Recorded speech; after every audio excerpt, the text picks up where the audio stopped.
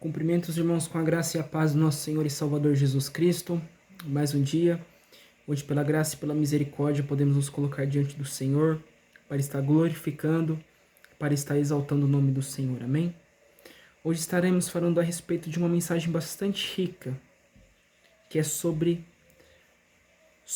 como somos peregrinos nessa terra.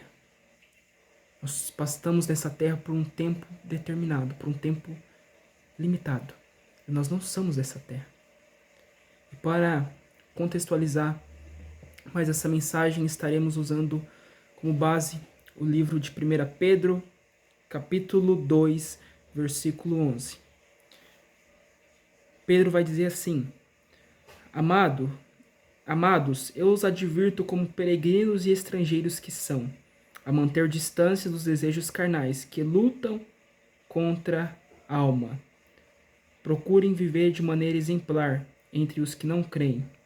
Assim, mesmo que eles os acusem de praticar o mal, verão seu comportamento correto e darão glória a Deus quando ele julgar o mundo. Irmãos, se nós olharmos para esse texto tão rico, nós vamos ver. Nós somos como peregrinos nessa terra. Somos como passageiros, nós estamos nessa terra. Mas nós não pertencemos a essa terra. O verdadeiro salvo, o verdadeiro convertido, ele anda como peregrino nessa terra. Pois ele olha e vê: eu não pertenço a essa terra. A minha casa não é aqui. E por isso Pedro vai dizer: Amados, eu os advirto, como peregrinos e estrangeiros que são. Como vocês são peregrinos, como vocês são homens que não pertencem a esta terra, que não são desta terra, eu os advirto a manter distâncias dos desejos carnais que lutam contra a alma. Este mundo é de grande dos irmãos perceberem, as pessoas aqui me escutam, que nós estamos num mundo caótico.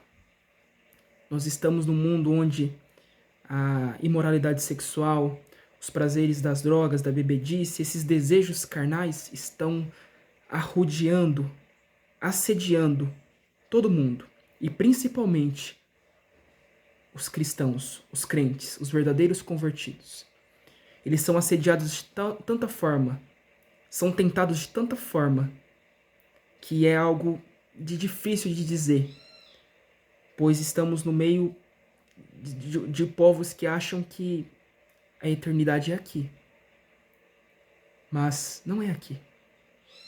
E diante dessa situação que estamos, deste mundo em que vivemos, Pedro vai advertir a manter distância dos desejos da carne, a concupiscência da carne, dos olhos, desejo mundano. Pois essas coisas não levam a nada, a não ser ao pecado, e do pecado, a condenação eterna. É isso o que o pecado leva, os desejos da carne levam, eles levam ao inferno. E Pedro nos adverte: mantenha distância dos desejos da carne que lutam contra a alma. Há uma batalha diária entre a carne e a alma, o espírito. Todos os dias, desde quando nós acordamos, nós temos essa batalha travando entre a carne e o espírito. Mas como que nós mortificamos a carne, que pode se encaixar aqui? Como que nós lutamos e mortificamos a carne? Através dos meios da graça, através da oração, da leitura bíblica, do jejum, do culto público e da vida com Deus. Nós mortificamos a carne. E esses desejos da carne, como eu tinha dito anteriormente, eles enfrentam a alma, eles lutam contra a alma. Então, nós devemos usar também esses meios da graça para enfrentar os desejos da carne que tanto nos assedia, e devemos ficar longe desses desejos mundanos. E no verso 12, Pedro vai dizer: procurem viver de maneira exemplar entre os que não creem. Pedro está nos ordenando: procurem viver de maneira exemplar no meio dos que não creem. Nós vivemos em um mundo onde as pessoas dizem que creem em Cristo, mas crê e professa sua fé apenas com os lábios. Creem apenas por crer. Não sabe nem quem é Cristo, não sabe a obra da redenção de Cristo na cruz, não sabe o que foi por quem Cristo morreu, o que Cristo nos livrou. Não sabe. Não sabe. E ele vai dizer, Pedro vai dizer, procurem viver de maneira exemplar. Mas que maneira exemplar? Tendo o exemplo. Quem que é o exemplo? Cristo. Devemos viver de maneira exemplar, olhando para Cristo, no meio dos ímpios, no meio dos que não creem, no meio daqueles que rejeitam a Deus. Nós devemos viver de modo exemplar, pois é isso que os peregrinos andam. Eles andam em diferença. Eles andam almejando mais a eternidade. E assim nós devemos andar de modo exemplar e almejar a eternidade com o Senhor. E que aquelas pessoas que não creem em Cristo, aqueles ímpios, venham olhar para nós, cristãos, crentes, salvos em Cristo, e venham ver a diferença em nosso comportamento, no nosso jeito de andar, no nosso jeito de falar, no nosso jeito de se vestir, em tudo. Que eles venham ver a diferença do Senhor em nossos corações e nosso jeito de viver. Assim mesmo que eles os acusem de praticar o mal, verão seu comportamento correto e darão glória a Deus quando ele julgar o mundo. Mesmo que eles os acusem de praticar o mal, verão seu comportamento correto e darão glória a Deus. Muitos irão acusar nós de praticarmos o mal, mas o que eles vai dizer? Eles verão seus comportamentos e corretos e darão glória a Deus quando ele julgar o mundo.